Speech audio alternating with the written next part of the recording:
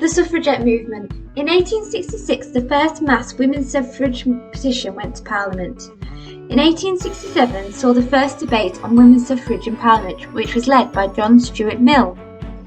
In 1897, the National Suffragette Society was founded. The Women's Social and Political Union was founded in 1903 in Manchester.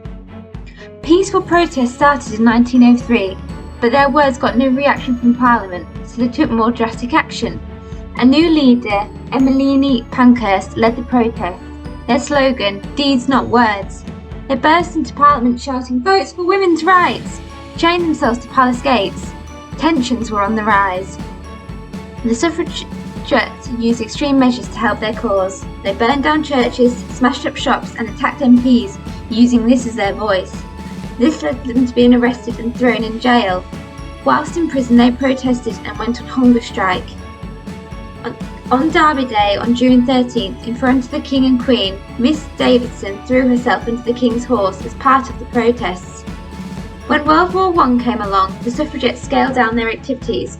They put down their banners in order to support the men going to war and help support the war effort. Many women then entered the workforce, taking on traditional male roles. After World War I, there was a lot of social and political change as women had proven themselves to be equal to men in the workplace. In 1918, the Representation of the People Act allowed for women over 30 who owned property to vote. Over 8.5 million women voted for the first time. The first woman to be elected for Commons was Constance Makievicz. However, she did not take a seat. The first woman to actually take a seat in the House of Commons was Nancy Astor in 1919. In 1928, the Equal Franchise Act was passed. Universal suffrage was granted, allowing for people to have equal votes.